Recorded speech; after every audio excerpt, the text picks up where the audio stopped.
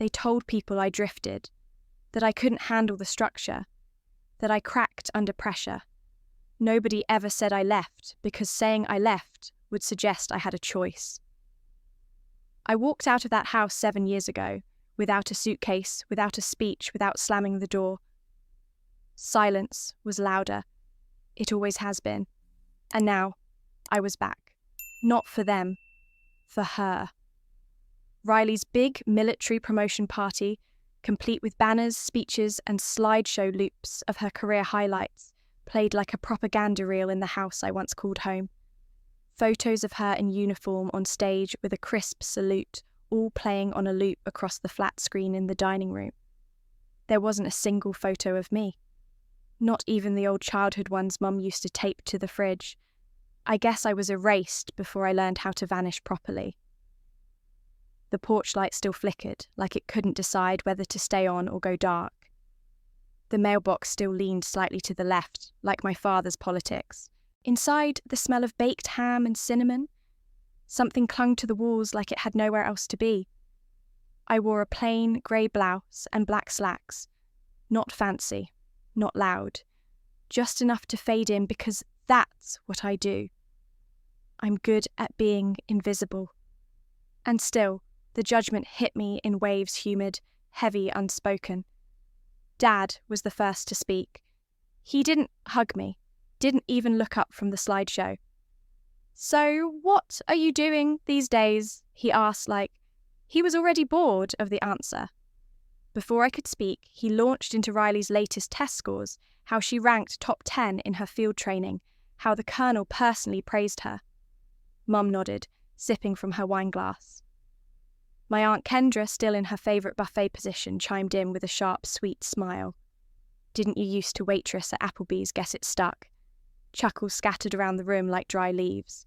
I smiled small and calculated. "I'm better at serving now," I said. My voice was even. "I've learned how to say things that sound harmless and still cut deep." Then came the moment it always does, where they quietly assign me a task. "Cass Sierra, could you grab some extra forks from the kitchen?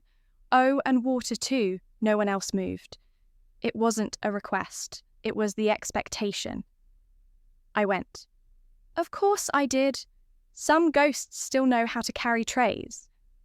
I passed Riley's laughter echoing down the hallway, her face glowing in the slideshow. She didn't know I once led teams who had to disappear before sunrise, who had to finish missions without leaving footprints. When I came back, there was no seat left at the table. Every name card placed every spot filled. Mum blinked at me like I'd surprised her by existing. "There's a folding chair outside by the grill," she said. "You can sit there." So I did. Out on the porch with the wind brushing my ankles and the smell of propane curling under the moonlight, I sat like I've always sat outside adjacent, nearly part of the picture, but never quite framed. They think I broke, that I flinched, that the girl who walked out of ROTC sophomore year just never found her way back. And they're not wrong.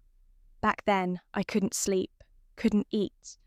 I used to dig my fingernails into my palms until little crescents of skin peeled back. I had panic attacks in the locker room and called them low blood sugar. No one noticed, not even Riley. Especially not Riley. She was the sunbeam. I was the overcast. Always next to never inside. She got the hugs, the loud praise, the fridge photos. I got silence, expectations, and a list of chores. And still, I made sure her lunch was packed when Mum forgot. Still helped her cheat on geometry homework because she cried. Still covered for her when she snuck out and I stayed home so it would look like we were both in bed. She never said thank you. She never had to. In this house, my love wasn't seen as love. It was duty, like I owed her for being easier to adore. But now, things were different. They toasted Riley like a hometown hero. Champagne, applause, proud smiles. The woman with medals and straight posture. And me, just the shadow of a dropout. The reminder of what not to become. They called me failure, a flake, a waste of potential. But I didn't flinch. I watched them toast the version of success they could recognize. I let them cheer for the one who knew how to perform it. I didn't come here to fight. I came to witness. My name is Sierra Quinn, and they think I'm just a ghost at the dinner table. But ghosts have memories, and mine stretch further and deeper than they'll ever be brave enough to admit. They think I'm just a ghost at the dinner table, but ghosts have memories, and mine stretch further and deeper than they'll ever be brave enough to admit. I remember the way Riley used to chase sunlight, open-mouthed, laughter arms always flung wide like the world owed her nothing, and would give her everything anyway. She was the kind of kid who got scraped knees and giggled through the blood. People adored her for that. Teachers, neighbours, family, even strangers. There was something magnetic about her chaos. Unpredictable, but never threatening. Loud, but in a way that made rooms feel warmer. I was the opposite. I coloured inside the lines, answered before being called on, made lists for fun. I was the one who reminded Riley to bring her inhaler, who double-checked the doors at night, who asked questions the teachers didn't want to answer. "You're too intense," Mum once said when I corrected a guest story about the Civil War. I was 9. That was the thing my precision didn't read as intelligence. It read as rudeness. My stillness wasn't grace, it was discomfort. In a world that loved charm, I was an unsolvable equation. And so, they did what people do with things they don't understand. They made me the difficult one. At school, Riley floated from friend group to friend group, like a leaf on a stream. I watched from the banks, holding my silence like it was a fragile gift. She was invited everywhere. I was the +1 when allowed. "You should try smiling more," my aunt once told me after a school recital. Riley had flubbed her lines and still got a standing ovation. I had played the cello piece perfectly no one remembered. I learned early that perfection didn't inspire affection. People loved effort only when it was messy and obvious. Mine was quiet, disciplined, invisible, just like me. And still, I protected her. When she got caught shoplifting lip gloss at 13, I took the blame. Told Dad it was for me, that I wanted to feel pretty. His silence felt like punishment, but Riley didn't get grounded. She hugged me once briefly, then made fun of me the next day for wearing the wrong shade of mascara. That was how it always went. She teased. I endured. She sparkled. I steadied. She failed. I covered. ROTC was supposed to be my way out, my way into something that valued order and discipline. I thought maybe here being exact would be a strength. For a while it was. I aced every drill, memorized every protocol, anticipated every question. But precision only protects you until your body starts betraying you. The panic came slowly like a leak under a floorboard. At first I thought I was just tired. Then came the dizzy spells, the hands shaking after morning drills, the dreams that left me breathless. During a night exercise, I froze. My CO barked a name I didn't recognize, then added civilian material. The unit laughed. I didn't pack my things that night. I packed my silence. The next morning, I left without ceremony. No one chased me. No one even noticed until days later. That was the thing about blending in when you disappear. It feels like staying consistent. When I called home, Mum said, "Well, I guess the military's not for everyone." Dad didn't come to the phone. Riley, when she heard, simply texted, "That sucks. Hope you're okay. Can I borrow your boots if you're done with them?" I stared at the message until the screen dimmed. Then I turned it off and never answered. They didn't ask questions. They didn't want the truth.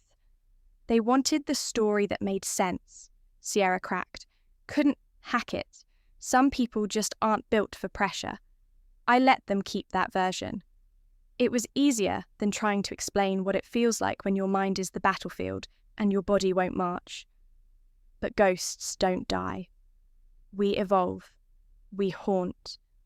We learn to operate in silence and slip through the cracks of narratives not written for us. So, while they laughed over Riley's jokes and bragged about her rank, I was already elsewhere rewriting the story they thought they knew.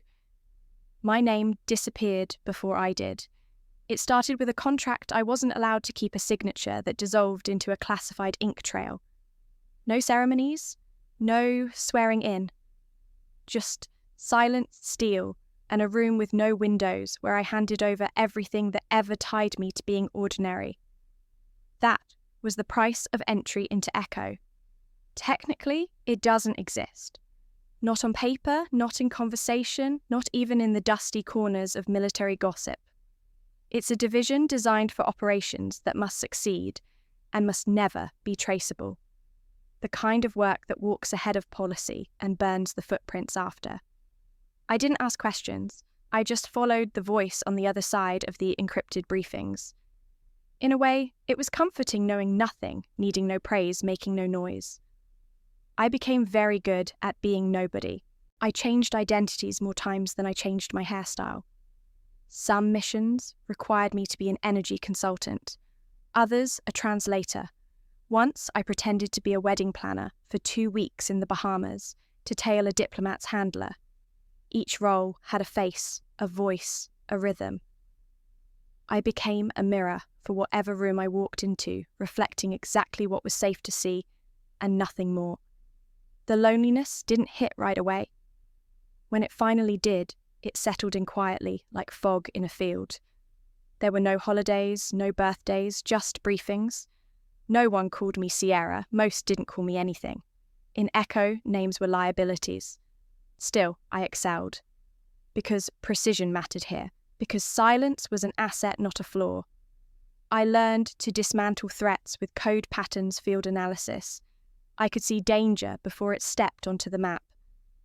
And when I was deployed into the field, I moved like breath necessary and unnoticed. I didn't carry weapons often. My tools were timing language maps in my mind. And yet, danger doesn't care how quiet you are. The scar on my right shoulder is from a mission that never made the logs. We were 2 days deep into a surveillance exchange in Tangiers, gathering intel on a foreign diplomat suspected of laundering war funds. It was supposed to be clean, in and out. But the meet location shifted last minute. My partner insisted we adapt. I knew better, but protocol was clear field command takes priority. So I followed. We walked straight into a sting.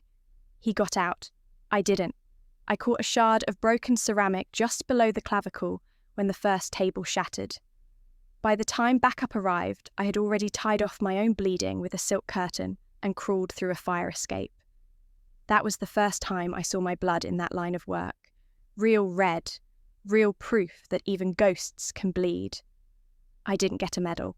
Just a sterile wrap, a new file entry under a different code name and orders to report back for reassignment. Later, when I transitioned from fieldwork into strategy, the scar faded but never disappeared. It whispers at night when the air shifts too fast. It reminds me of what I gave up to become invisible. Years passed. The world changed, but Echo didn't. I became the one who wrote the maps others walked. I saw things before they happened. I warned of patterns, de-escalated threats, rerouted entire operatives with 3 lines of code. No one thanked me. That was never the point. I didn't want visibility. I wanted clarity. Control. A space where being meticulous wasn't called neurotic, where staying quiet didn't mean you were lesser, it meant you were listening. So while my family thought I was drifting, I was anchoring something no one else could even name. Riley still thinks I quit, that I couldn't handle the pressure, that I faded out. But I didn't fade, I sharpened, and the world, for all its noise, still turns on the hands of the ones no one notices, especially the ones who choose it that way. That's why I showed up dressed like an afterthought. Tactical, slacks, black windbreaker visitor's badge clipped neatly to my chest, nothing to signal authority, nothing to draw attention. Just another ghost among the onlookers. The morning sun in New Mexico was already ruthless, laying heat across the red dirt training yard, where cadets moved in synchronized precision. I stayed seated 3 rows back, still as breath, watching. Not Riley, not yet, but the formation. Their posture, their discipline, their sharp pivots. I studied them the way one studies a chessboard right before the opening move. Then I saw her. Riley, out front, shoulders squared, voice sharp, issuing commands like she'd swallowed every rulebook whole. Her tone didn't shake. Not once. She was confident in combat boots, and for a second I felt something almost like pride or maybe memory. She didn't see me. Or maybe she did and chose not to, which was fine. I hadn't come to be seen. That's what I told myself. Until it happened. He moved like a verdict. Sergeant Mason Frey. Hard-lined, sun-scorched, built like discipline itself. He was pacing the circuit, barking corrections in a voice that cracked through the air like a rifle report. Then he stopped, mid-stride. His gaze snapped across the yard, straight at me. A heartbeat, 2. And then he moved. Not rushed, not hesitant, deliberate, measured, every footstep carrying the weight of protocol. Conversations around me paused. Cadets froze. The rhythm broke. Dust hung in the stillness. Frey's boots clicked against the pavement as he cut through the field and up the bleachers, slicing the silence in half. He stopped just in front of me. Saluted. Crisp. Perfect. "Commander, Quinn, ma'am," he said. "I wasn't informed you'd be observing today." It was like the desert exhaled all at once. I didn't blink. "At ease, Sergeant," I said calmly. "Off duty. No announcement necessary." But the announcement had already happened. Without banners, without microphones. Just one man saluting a woman no one thought could be saluted. Riley's rifle wavered in her grip. Just slightly. Then her fingers slipped. The weapon clattered to the ground, loud, metallic wrong. The formation broke for a split second, and in that break, everything cracked. The Golden Daughter didn't have a script for this. Her jaw tightened, eyes locked on mine. But I didn't look back. I turned, slightly tilted my head at Frey. "Resume drill, Sergeant." He nodded, once expression unchanged, and turned on his heel with military precision. The field tried to recover. Command stuttered back into place. Boots hit dirt again, but something had shifted. I could feel it. Whispers like smoke started rising. "Wait. Commander, did she say Quinn? That's her sister, right?" 15 minutes. That's all I stayed. Long enough to let the cracks widen. Long enough to let the myth of who I was begin to disintegrate. I left quietly through the side gate. No one stopped me. But every step I took, I could feel Riley watching, or wondering, or both. A story she'd always believed had just collapsed under the weight of a single truth. I was never out of the game. I was just operating on a different battlefield. But the battlefield had just shifted. As I stepped down from the bleachers, I didn't look back, but I felt it. The shift in atmosphere. The heat hadn't changed, but the air was different, pressurized, like something important had entered the room and everyone was pretending it hadn't. I've seen that kind of silence before. It happens when people are forced to reconcile 2 realities they never thought could exist in the same space. For Riley, that reality was now me. Me standing where no one expected. Me being saluted where no one believed I belonged. On my way out, I passed a young cadet still clutching her canteen with both hands like a child. Her eyes locked on mine, not with recognition, but with wonder. As if she was trying to make sense of how someone could look so ordinary and be addressed with that kind of power. I didn't speak, but I nodded once. Soft, steady. She held her breath. The last person who looked at me like that was Riley. When she was 10 and had cut her knee open on the sidewalk, I'd carried her home, arms shaking, knees scraped from falling beside her. She'd looked up at me with that same awe, then the kind that only lasts until someone teaches you who's supposed to be admired and who's supposed to be invisible. But awe doesn't forget easily. Back at my car, I sat with the engine off for a long time, hands on the wheel, breathing in patterns. My shoulder ached, the old scar tightening, like it always did when past and present began to overlap. Frey had recognized me instantly. That wasn't surprising. What was surprising was how he'd chosen to handle it.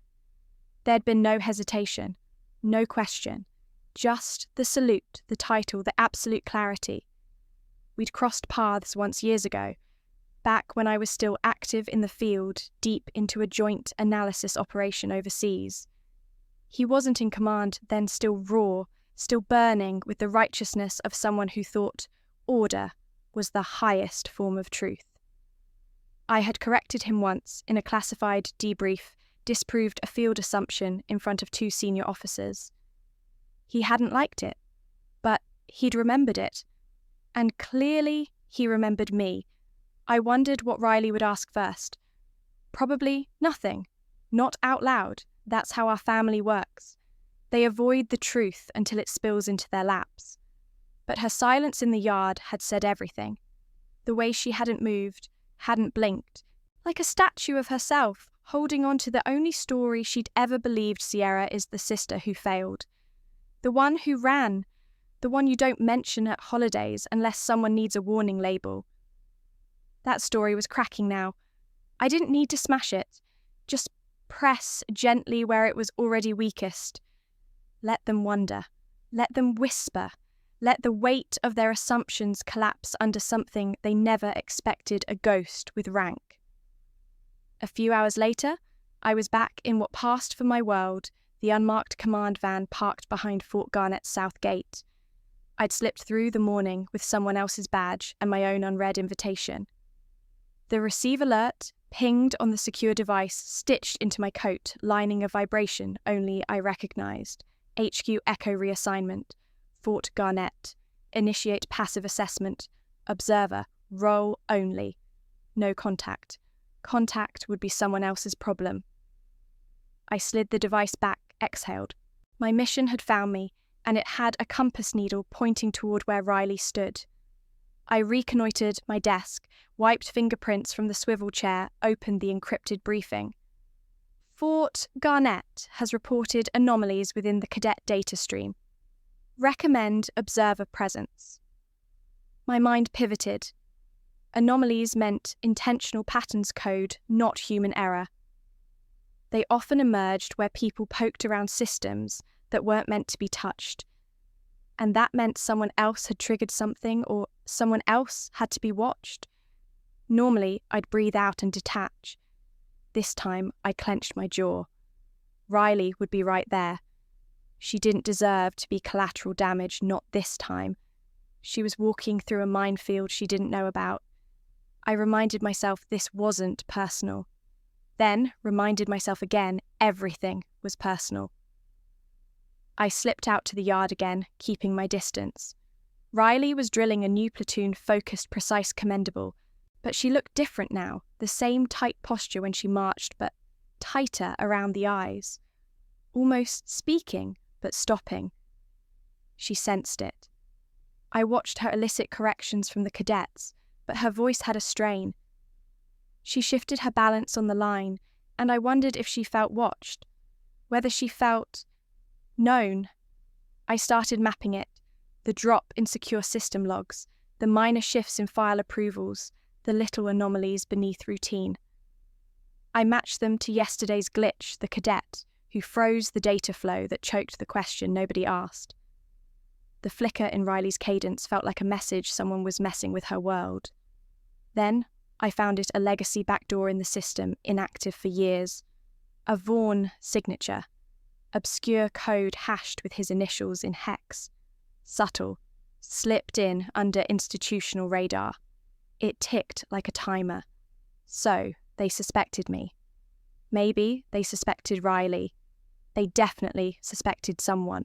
I pulled up Riley's schedule, the shift patterns of cadet logs file, access times. I cross-referenced internal communications flagged for clearance. They narrowed to one person, me. Passive observation wasn't enough anymore. I had to intervene. At the line, I saw Riley whisper to a private. They exchanged a folded note.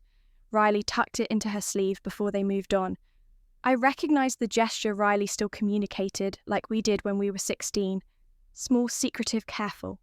I felt a pang because I realized she didn't know yet that the minefield was under her feet. HQ's instructions ran through my head again, no contact. But I already knew tomorrow that instruction would be obsolete. I closed the file, stood up. I had to be in two places at once, the analyst at the console and the sister in the yard. I filed the passive observer report. It was sterile, vague, almost useless. I added an override flag under our internal co-monitor protocol. I ejected the mission brief and watched as it vanished from my clearance window. I walked to the door and paused. Then I breached it. That small act, stepping past protocol, should have been unremarkable. But in Echo, crossing a line means inviting eyes you never get to see. Still, I'd done it. Quietly. Cleanly. The data packet was flagged, rerouted and buried inside a maze of archived requests from 6 months ago. They'd take weeks to trace it if they tried. By then, the damage would either be contained or permanent. The sun was lower now. Fort Garnett turned gold at dusk, the dust making every shadow longer, every movement slower. I walked the perimeter, scanning not for Riley, but for irregularities. There's a rhythm to order, and once you've memorized that music, you can hear when something's off-key. I spotted it behind the barracks, a maintenance truck idling with no driver. A signal light blinking rang a red pulse instead of amber. To anyone else, it meant nothing. To me, it meant someone was running a passive siphon from the server shed, the kind that can pull personnel data without tripping a central alarm. Vaughn had taught us that. He was once a senior handler in Echo, revered for his foresight, feared for his methods. When he disappeared 4 years ago, it wasn't a retirement. It was exile. Or worse. There had been whispers, unauthorized missions, loyalty bought by offshore accounts, a team that vanished under his command. I'd believed he was dead. But ghosts don't die. I should have known that better than anyone. I pressed 2 fingers to my earpiece. Nothing. Static.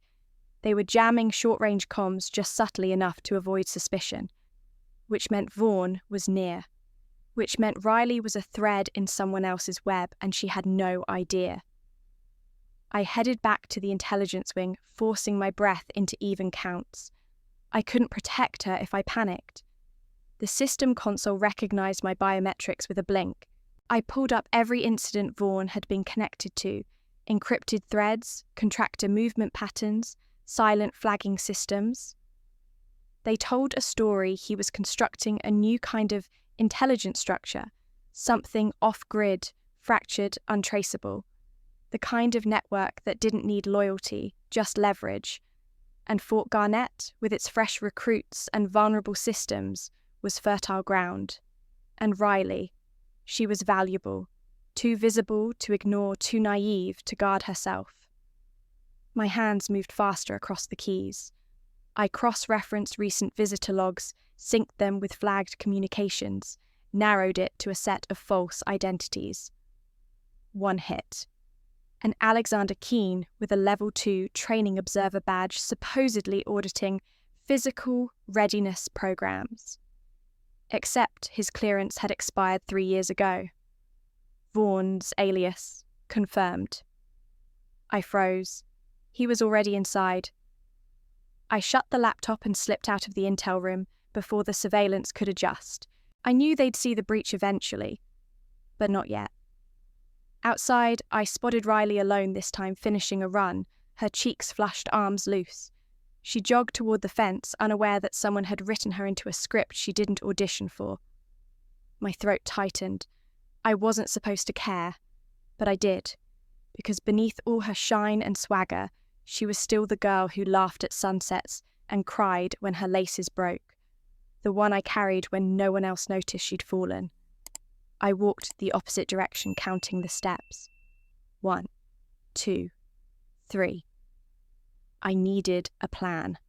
A silent extraction if Vaughan moved, a digital trace to pin down his access, a safe house location mapped within 20 miles.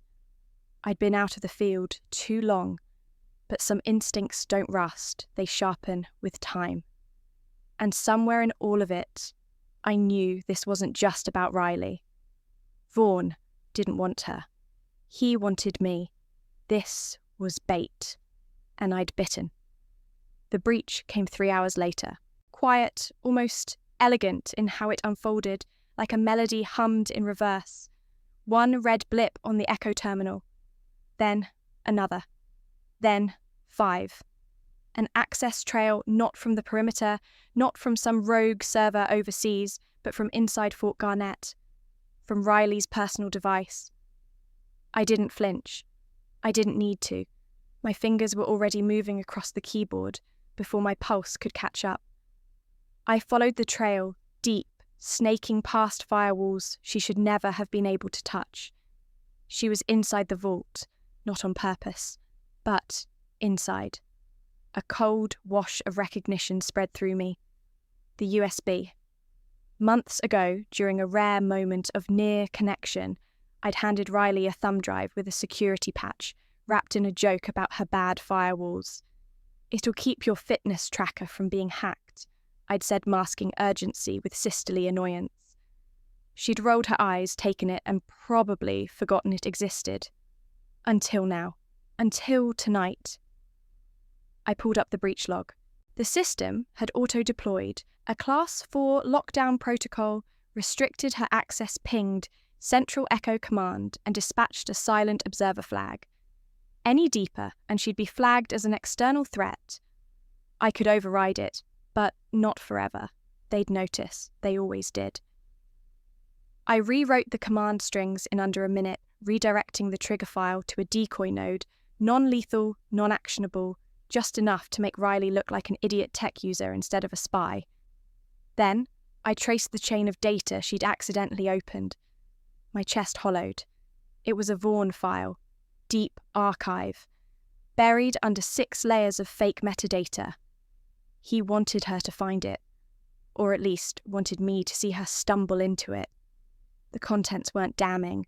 They were just personal enough to look suspicious. Internal assessments, off-book mission logs, fragments of Echo's ghost files, with Sierra Quinn scrawled in old briefing headers. He was setting the stage for what I didn't know yet. I switched feeds, found Riley. She was in her quarters, sitting on her bed, the USB still plugged in. Her laptop glowed pale against her face. She was squinting, confused, frustrated. Not scared yet, just annoyed. I could imagine her muttering under her breath, probably blaming me for giving her spyware. She didn't know that half the room's data nodes had already reclassified her as a risk vector. I adjusted the kill switch so she wouldn't trigger the next sequence by accident. The screen beside me pulsed, suppress alert. I clicked yes. Then I leaned back and exhaled. She never thanked me. I didn't need her thanks. I needed her safe. On the screen she closed the folder, pulled the USB out with a snap, tossed it on the desk like it had betrayed her. Maybe it had. Maybe I had. She would never know what almost happened, how close she came to being flagged, tagged, questioned. She would never know how fast I moved to keep her just a sister and not a suspect. But I knew. And so did Vaughan, because even in the silence, even in the cleanup, I could feel his fingerprints. He was watching the same breach I was, waiting to see how I'd move, waiting to see if I'd break protocol again. I already had, and I would again, because this wasn't just data. This wasn't just a breach. This was war disguised as family. And Riley. She was walking straight through the crosshairs, laughing in her pajamas, blaming her laptop, still thinking the world spun because she smiled at it. But I knew better.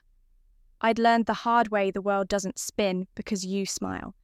It spins because someone's keeping the gears turning in the dark. That night, I stayed wired into the breach terminal longer than protocol allowed. I watched Riley pull up the folder again, this time with slower hands. She moved the mouse like it might explode. Her face was half-lit, frowning in a way that made her look 10 years younger.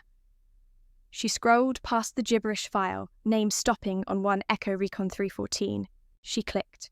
The file opened, revealing fragments, raw logs, field notes, a blacked-out mission with location tags she didn't recognize. But I did. One of them was Algeria, the last field op I ran. I remember it not because of what we found, but because of who we lost. Riley stared at the names like she was trying to make sense of their arrangement. She didn't know they were real. She thought it was fiction. Probably assumed I'd given her some kind of training simulation. The kind we used to prank rookies with encrypted puzzles that led nowhere. But this led somewhere. It led to me. I'd hidden that drive for a reason. I gave it to her 6 months ago during the only weekend we'd had alone in a decade. It was raining. She was hungover. I was pretending not to be disappointed. I slipped the USB into the back of a photo frame she carried from base to base, one of us as kids me, holding her in my arms after she scraped her knees. I taped it behind the backing and waited. If she ever looked, it meant she was in deep enough to need truth. If not, it would stay buried. I didn't expect she'd plug it in out of boredom. But that's Riley, always opening the wrong doors with the right key. The system responded instantly. I watched the firewall shutter open like a blink in slow motion. Her credentials shouldn't have passed level 2. But Vaughn had tweaked something. She'd been granted momentary clearance exactly long enough for the system to register her as Inquisitive Entity Type C. Civilian curiosity with access edge. Dangerous, but salvageable. If I hadn't been monitoring, she'd have been frozen, flagged, and maybe even detained. My pulse kicked. I overrode the sweep with 3 keystrokes, buried her trace beneath 10,000 packet echoes. It was a digital sleight of hand, make it look like an algorithm blip, not a breach. Then, I erased the alert and rewrote the entry point to frame it as a local hardware echo. An old trick. Echo using echo. She shut the laptop. Her hand hovered over the USB for a beat. I saw her lips move. She whispered my name. Sierra. Just once. Just quiet. I don't know if it was confusion or something else. She stood paced, stared at the frame where she must have found it, looked back at the screen, then out the window. She didn't call me, and I didn't expect her to. I sat in the dark for another hour, head bowed, hands still. In that moment, I wasn't a commander. I wasn't Echo. I wasn't protocol. I was just the older sister who'd never stopped watching even after she was erased from every fridge photo and dinner conversation. She never thanked me. I didn't need her thanks. I needed her safe. And tonight, that had been barely possible. Vaughn was close. Closer than I thought. The bait wasn't just Riley. The bait was my instinct. My old fault line. My need to keep her from bleeding again. That's how they got you in Echo. Not with bullets, with patterns. Emotional algorithms that triggered the part of your mind that still believed in rescue, still thought love could be tactical. They knew which string to pull. For me, that string had always been her. So when the internal alert pinged a containment flag marked Tier 2 Civilian, Active Link Sister, Protocol, I already knew. Riley had been brought in. Not detained, not interrogated, just moved. Quietly, respectfully. The way you handle someone who might be important, but might also be an error. They placed her in a side office near the training wing. neutral space. No locks, no threat, just enough sterility to scare her. I saw her through the glass, sitting rigid on a metal chair, arms folded across her chest, phone on the table turned off. She wasn't crying. She never cried, but she was shaking her leg fast. Her tells were always kinetic. Fear for her was movement. I entered without knocking. No guards, no clipboard, just me and her. Her eyes lifted the second she saw me. I expected rage or accusation. What I got instead was confusion. You, she said, not like a question, more like a glitch in a script. They said she stopped. I thought someone else was coming. I pulled the chair opposite hers and sat. They did, I said quietly, but I came first. She blinked slowly. Then her mouth curved, not into a smile, but into something cracked. What did I do? The question was real. Her voice wasn't defensive. It was small. And suddenly, she wasn't the poster child in combat boots. She was just my little sister lost in a language she never studied. I didn't answer immediately. Instead, I took the USB from my jacket and placed it on the table. This is what you opened. She looked at it, then back at me. It looked like garbage, she said. Random code, weird files, nothing made sense. That's because it wasn't for you. She flinched. I softened. Not in a bad way. It was fail-safe data, encrypted deep enough to confuse even a tech officer. You weren't supposed to understand it. You were just supposed to hold on to it, in case something ever happened to me. Like what? Like Vaughn coming back. That landed. Her eyes darted. She recognized the name. The guy from Echo. You said he vanished. He did. But ghosts don't vanish. They wait. He's here, somewhere inside the walls. He's setting traps. He's using you. She pulled back slightly as if I'd slapped her. I didn't know. I know you didn't. I paused. That's not why you're here. Then why, she asked, eyes narrowing. Why are you helping me? Why come here after everything, after all the crap I gave you? I could have said protocol, could have said duty, could have said leverage. Instead, I leaned forward, elbows on knees, voice even. Because you matter, I said, even when you make a mess. She stared, and for a long time didn't move. I watched her face rearrange itself, skepticism folding into memory, resentment bending into something like recognition. We sat in that silence together. Two women, same blood, different wars.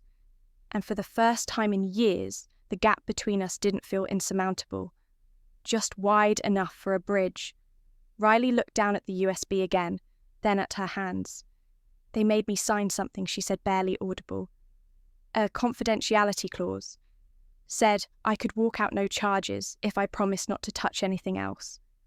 No one told me what I saw, just that I wasn't supposed to. That's true, I said. You weren't supposed to. But you did. And now you're here? She exhaled shaky. They asked if I had help, if someone coached me. I didn't say your name. I didn't even think it. You didn't need to, I said. They already knew. Silence again. She shifted in her chair, restless. You were always 10 steps ahead, even when we were kids. It used to piss me off. I know. You corrected my history paper in 5th grade and made me cry. You said Lincoln was born in Nebraska. I couldn't let that slide. She chuckled just once. Then her face sobered. You know what's crazy, she whispered. Part of me thought, maybe I opened that drive on purpose. Like, maybe I wanted to see what kind of life you ran to, what you traded us for. I didn't run, I said gently. I disappeared. There's a difference. I don't see it. I know, I said, that's why I didn't blame you. Riley looked up again, and for once there was no sarcasm in her face, just a kind of raw confusion, as if she was looking at me and not seeing the blueprint she'd relied on. Was it that bad? She asked. At home, I mean. With us, I paused. I could have listed 1,000 moments. The cold dinners, the dismissive laughs, The way Dad never remembered I played cello, not violin. The year I was grounded for something Riley did. The time Mum called me rigid in front of her friends and laughed like it was a compliment. But instead, I said, it was survivable. But I didn't want to survive. I wanted to live. She flinched at that. And then, as if some valve had opened in her chest, she whispered, "Why didn't you ever write? Or call? Or explain?" I tilted my head.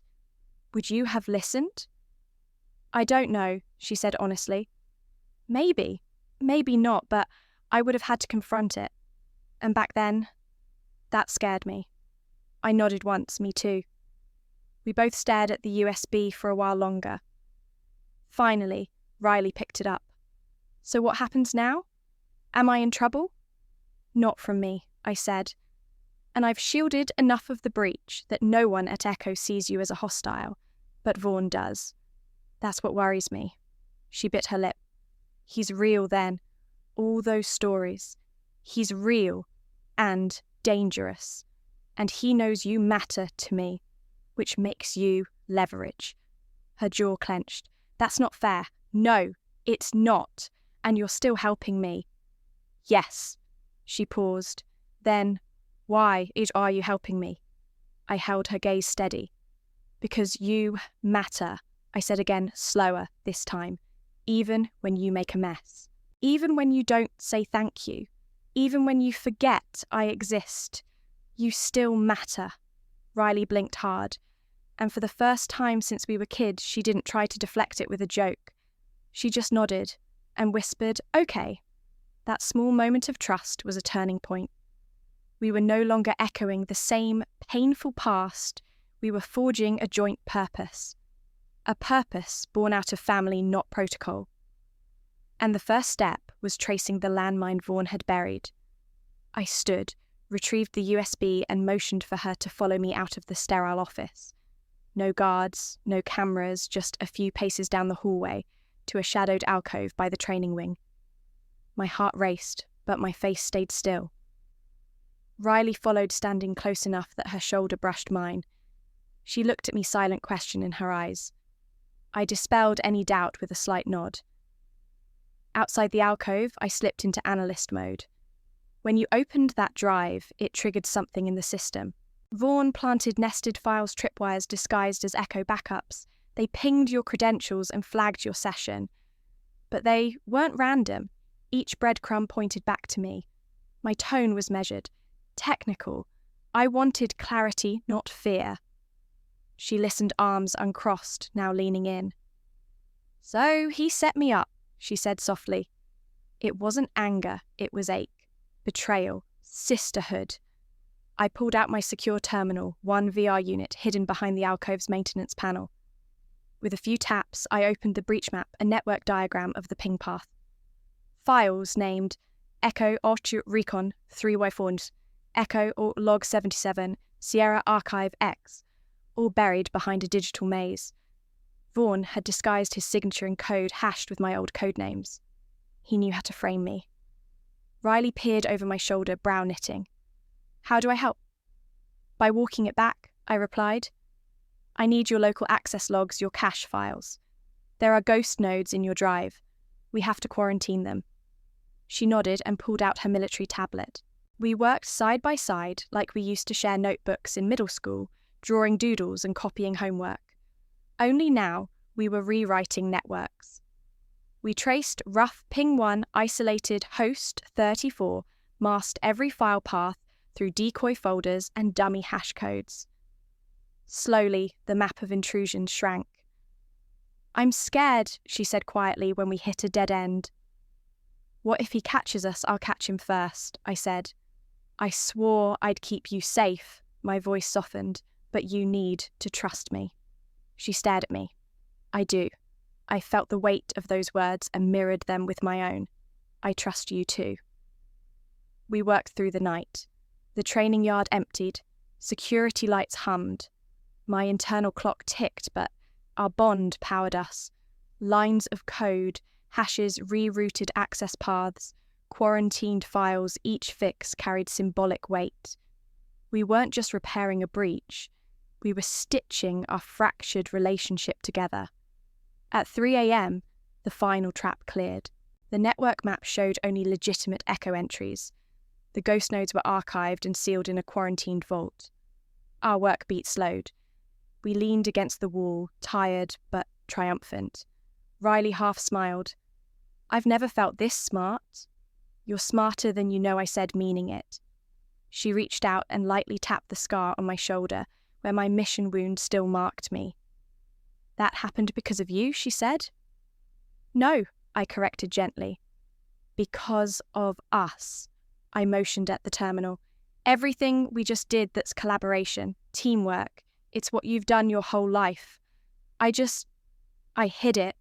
She looked at me with fresh eyes, not as the dusty ghost sister, but as a partner, a counterpart, someone to rely on. We stayed in the alcove until dawn. When the first stretch of light cracked across the training yard, I killed the terminal feed and wiped the access logs. "Fort Garnett is clean," I whispered. "But Vaughn will notice the missing traps.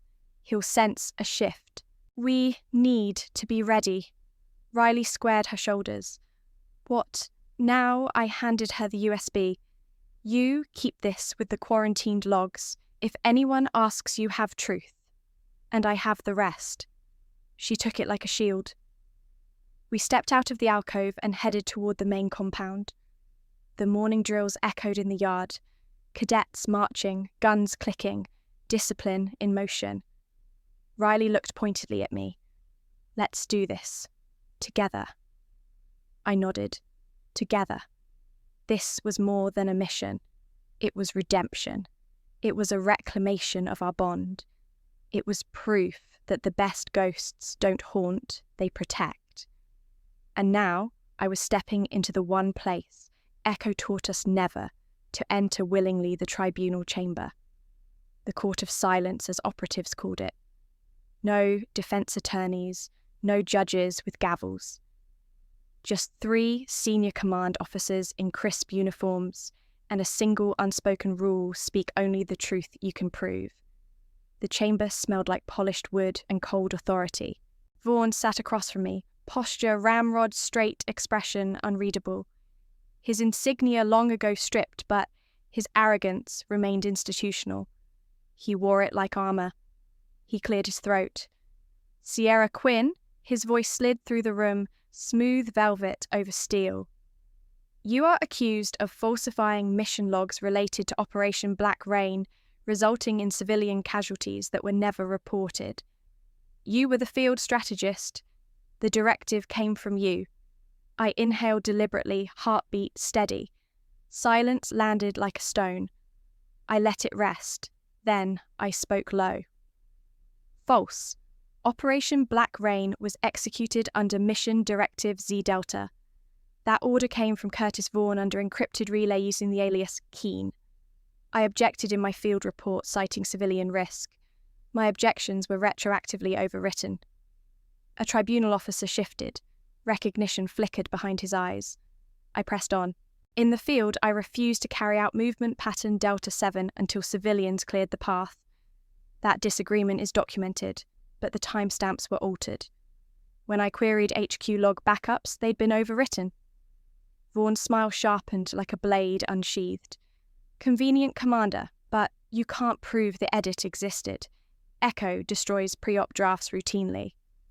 I leaned forward. "True, but your ego. It doesn't conceal breadcrumbs. I found your alias in a redundancy server, old but not erased. Your spirit isn't as clean as Hilltop Protocol."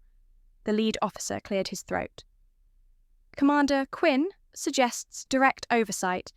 We will need an independent forensics review." "Cadet." Quinn Riley took. A breath stepped forward and clipped her tablet to the stand. Her posture was steady, now disciplined, determined, and her eyes carried the steel of someone who'd found purpose. "These are the access logs I recovered, Commander," she said, her voice strong. "They trace Vaughn's terminal alias, Greene, accessing Operation Black Rain logs 6 weeks post-mission. He implemented manual override flags. created false civilian casualty entries under Sierra's user credentials. She tapped the screen. The tribunal screens lit up, metadata flowed across their expressions, trust scores, hex signatures, echo hash watermarks. Vaughan's veneer cracked the first fissure. One of the tribunal demanded chain of custody. Riley nodded and unwrapped a tamper-proof data receipt, time-stamped and signed at our alcove workstation. I felt a small spark of pride she'd anticipated protocol pushback. Vaughan's tone turned cold. "Cadet Quinn, you're risking career and clearance over hearsay and family loyalty." Riley didn't blink. "I'm risking nothing. I'm following evidence." Vaughan's eyes cut to me. "I taught both of you better than this." I avoided his gaze.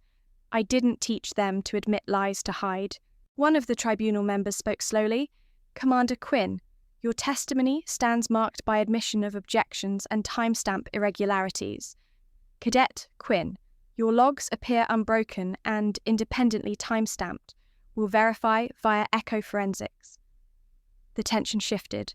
Vaughan stood abruptly, his chair scraped. One officer raised a brow.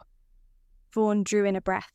He asked, voice low, "Are you willing to stake your entire standing on those logs?" I met his eyes. "On the truth, always." He stared, then saluted me only once before stepping out. The tribunal's gravity followed him out.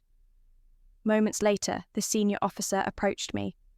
Quietly, "Commander Quinn, you are cleared of all charges pending forensic confirmation. Effective today, your clearance is reinstated. But a public statement is required." He flipped a page. "A commendation and official record will acknowledge your service and methods." He paused. I shook my head. "No public statement. No ceremony. No stage." He blinked. "Commander, let the record stand," I said softly. "Just let it stand." He looked at me. "Understood." I exited the chamber with Riley by my side. We didn't walk fast, we didn't need to. We walked together, sister to sister, strategist to soldier ghost, to light. Down the hall, Riley paused, face pale but resolved. "You could have let me fall," she whispered. I looked at her. They blamed me before.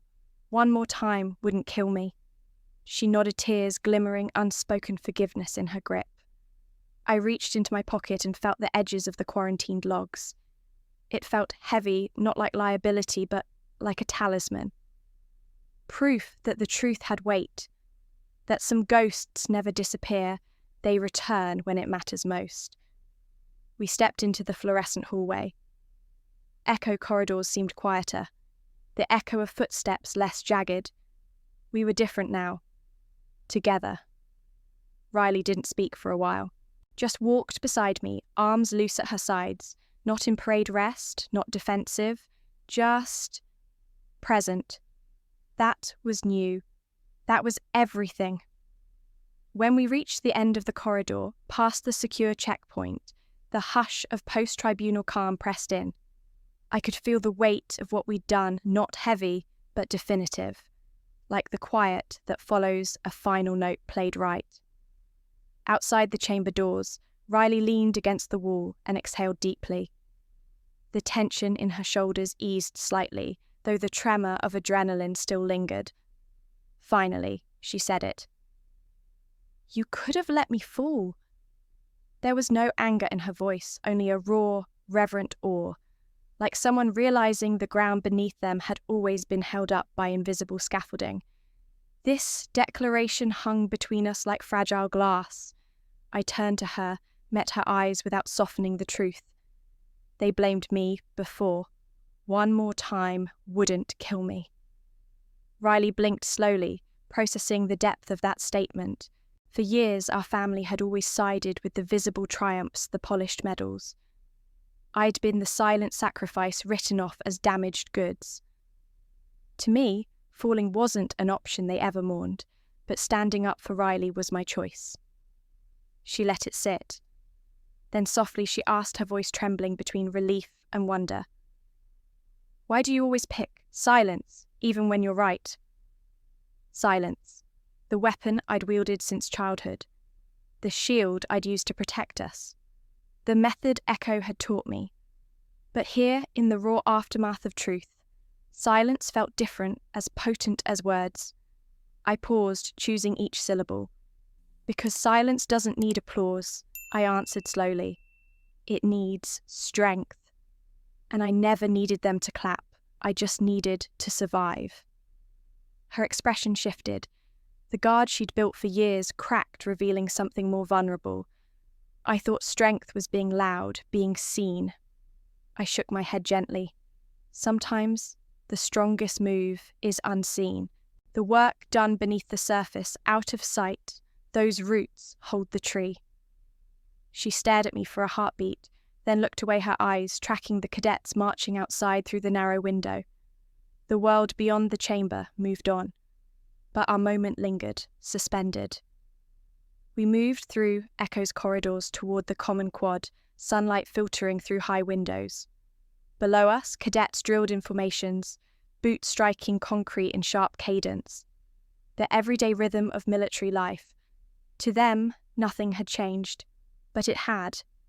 A junior officer passed us, caught sight of me, and saluted instinctively. I offered a quiet nod in return. He kept walking, uniform, crisp face unreadable. That fleeting gesture meant everything. Recognition without fanfare, acceptance without spectacle. Riley noticed and whispered, "They're going to start asking questions." I offered a half smile. "Let them. Answers aren't always a gift." She chuckled, soft and genuine. "You always sound like you know what you're doing." "Some of the time," I replied, "and some of the time I'm making it up." Her laugh faded into something gentler. "Trust curiosity. Are you really not going to make a statement?"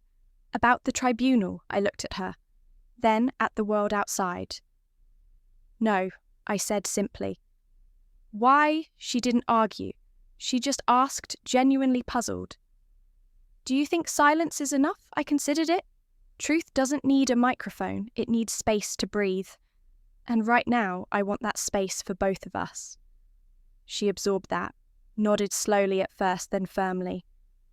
We stood still, shoulder to shoulder, watching cadets carry on below. In that moment, neither of us spoke, but everything shifted. My sister had her clarity. I had my quiet. For the first time in years, I didn't feel erased. I felt chosen. Not by them, by me. The megaphone voice cracked across the yard, rallying the squads. Riley turned, squared her shoulders, and headed toward her team. I watched her walk purposeful and unafraid. I caught her wrist gently before she stepped away. She looked back, surprise in her gaze. "Hey," she paused. "Yeah, whatever happens next?" I hesitated, then continued, eyes steady. "Don't let them write your story for you." Her gaze held mine, steady, unblinking. "Same goes for you."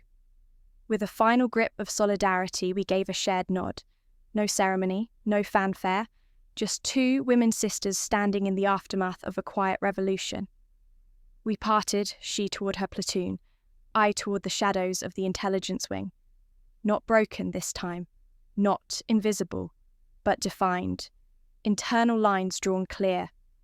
Inside the intelligence wing, I passed field techs without breaking stride. No one asked about the tribunal. No one offered congratulations. That's silence, a thorough reset. In the analysis room, I sealed the door, booted up the terminal, and reviewed Vaughan's last traces. My clearance reinstated, rank restored. But I didn't glance at the badge on my chest. I needed neither insignia nor announcement. The monitors flickered. A signal blinked, encrypted, masked, too familiar. Vaughan's footprint. He wasn't finished. But I sat tall, pulse steady. I typed in the last command lines, because this time I wasn't silent out of fear. Silence was my strength. 3 days after the tribunal, Fort Garnett's courtyard glowed with early morning light as ranks of cadets stood at attention in full dress uniform. Each polished boot and starched seam reflected the commandant's voice as he spoke of character integrity, the invisible armor required to serve truth. I watched from the fringe, deliberately keeping my posture relaxed like a shadow that had learned not to intrude. When the velvet case was revealed, silver and blue, rare and luminous, my heartbeat still slipped beneath the exterior calm. Lieutenant Riley Quinn stepped forward, confident but not triumphant, and accepted the honor badge for her exceptional integrity during recent classified disruptions. Applause rolled across the formation, in waves of official approval. But then she turned, not toward the command dais, not toward the cameras. She walked straight to me, solemn purpose in each step. My breath stilled. I reminded myself this was not my day. But when her boots clicked on concrete, approaching my hiding spot at the edge of the ceremony space, the world seemed to hush. She stopped before me, the badge's case held out like a question. "I don't want to wear this," she said, voice low-leveled. "I want to deserve it." Silence stretched. The courtyard's sound dampened behind us. I studied her uniform pristine, her eyes inscrutable. This wasn't a ceremonial gesture. It was an offering from her heart. A reversal of roles I'd never believed possible. "You already do," I said softly, stepping forward to accept the case. But she shook her head, conviction folding her brows. "No, not yet. Not like you do. Not how you still do." So I stood there holding her gift. I knew the weight she carried, the pressure she placed on herself to live up to a standard she barely understood until our ordeal. The badge glimmered. Recognition, but not resolution. I let an invisible pause settle.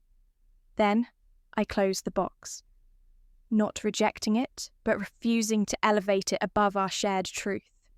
"You don't owe me medals," I said. "Just see me. That's enough." Her breath caught a micro-shift in understanding. She didn't speak.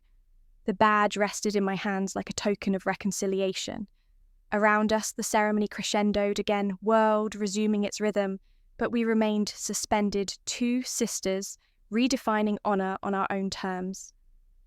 Later in my office, I placed the badge unopened on my desk near the soft glow of my monitor. It was no longer an object of pride, but a marker of progress, proof that she saw me. I opened the blinds and let light fall across it, recognizing connection was the real medal. Riley came by later that evening, dressed down but not casual sweatpants, and an old tea ponytail loose, and popped open the door quietly.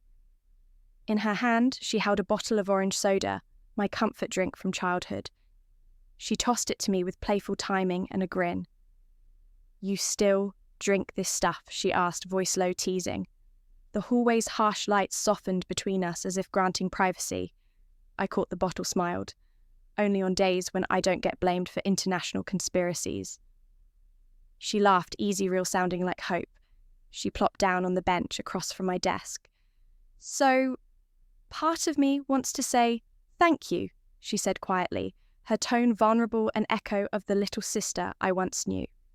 "You don't have to," I said, cracking open my soda and sipping. "Really?" She frowned, looking up at the ceiling. "Still weird. Everything's weird now." I nodded, setting the badge gently in a drawer. "Yeah, but it can get better. We're better." We talked quietly about the new recruits running drills, about how one of them accidentally mashed the alphabetical order drill formation last week and got a friendly ribbing. We talked about eggs, how she was still trying to perfect her mornings, and how she finally mastered scrambled eggs without burning them. It was mundane, ordinary, precious. A comfortable silence followed, the kind that arrives only when people have shaken off pretense and just sit together. I felt my guard slacken in her presence. Before leaving, Riley paused at the door. Her face glowed in the overhead light. "Hey," she began. I looked up. "I still have the photo frame with the USB, she said, voice soft, steady. "It's in my locker. I see it every morning." I nodded. Relief and gratitude washed over me. Keep it, I replied, just in case. She looked back at me, half-turned toward the corridor. You really think this isn't over? Nothing this deep ever fully ends, I admitted. But if we stay sharp and honest, it can get quieter. Safer. She lingered, then added, I'm not perfect, you know. I still screw things up. Me too, I said. That's why we're dangerous. She smiled this time all the way. We moved through layers of ceremony secrecy shadows and returned to something simpler, sibling trust. We didn't hug. We didn't exchange vows or promises. We came close enough to feel each other's space and in that accepted possibility. That night, I sat at my desk until late, finishing debrief notes. The badge glinted quietly by the lamp, a symbol of something more than merit. It was our bridge. It was 2 days after the medal ceremony when Riley found it. Not on purpose. She had been cleaning out one of the old Echo storage cabinets, repurposed now for routine cadet rotations. The drawer stuck rusted at the hinges, and when she finally yanked it open, it coughed out dust paper and a soft thud. A notebook wrapped in black tape edges, frayed, weathered like something half forgotten. At first she thought it was just another field manual misplaced. But when she opened the cover, her name was there. Not printed, not stamped, written by hand in ink that had faded with time, but not intent. Riley, Quinn. To be opened only when you think I disappeared on purpose. She blinked. Sat on the floor, cross-legged, and flipped the page. My handwriting met her there like a ghost. I'm writing this to you, Riley, because one day you'll ask why. Why I left. Why I didn't come back.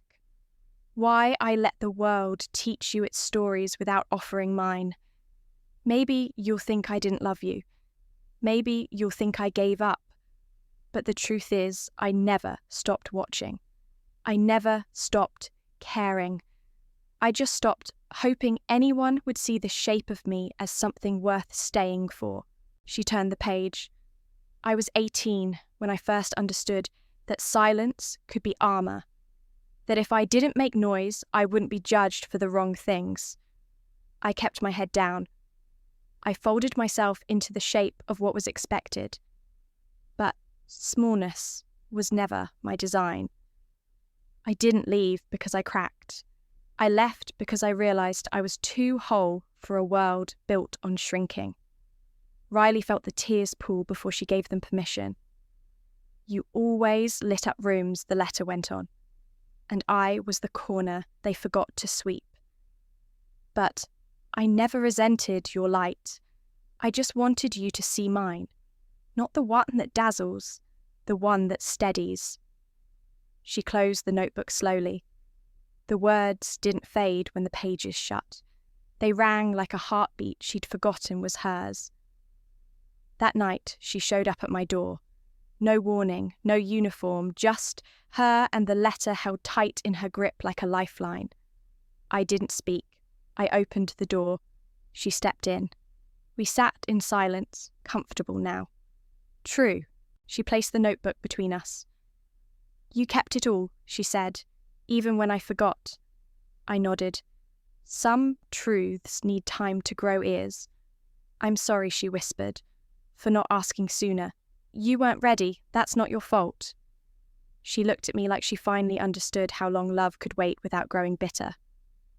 Then she smiled, that crooked little thing she used to do when she was 5 and wanted a story before bed. Will you write me another letter? Yeah. For when I forget again, just in case? I nodded. Always. That was the last night I spent at Fort Garnett. I packed light just enough to disappear comfortably, not the vanishing kind, the peaceful kind, the kind where nothing chases, where silence isn't retreat but return. As I walked past the training field, the sun was just rising. A cadet stood alone on the line, practicing her stance. I watched her shoulders, square breath, steady. She reminded me of someone I used to be, or someone I'd become. I didn't wave. I just kept walking, toward the edge of the grounds, towards something unwritten, The badge Riley gave me stayed in my desk drawer. The letter stayed with her. We'd traded weight for witness, pain for clarity, distance for depth. My name is Sierra Quinn. They once called me Ghost. But I was never gone. I was just waiting for someone to see. And now she had. So I left Fort Garnet not as a shadow, but as a sister. And for the first time in years, I didn't need to look back. Sometimes we grow up thinking we have to earn love by shrinking ourselves, by staying quiet, by being easy to raise, easy to praise, easy to forget. But love, real love, shouldn't need you to disappear to be seen. It should find you even when you go silent, even when you step back, even when all you have left to give is a single steady breath. If you've ever felt like the outsider in your own family, the one who got overlooked, who carried others without thanks, who left not because you wanted to, but because staying meant losing yourself, this story was for you, and if it reached you even a little, let it sit with you tonight. Let it remind you that your strength doesn't come from being loud or perfect or always chosen. Sometimes the strongest thing you can do is survive unseen, and then, one day, let yourself be visible again. If that resonates with you, consider subscribing. There are more stories like this, stories for the quiet ones, the resilient ones, the ones who protect in silence. Your presence here means more than you know. And if you've lived something similar, drop your story in the comments. Someone out there needs to hear it. Maybe that someone is still trying to believe they matter too.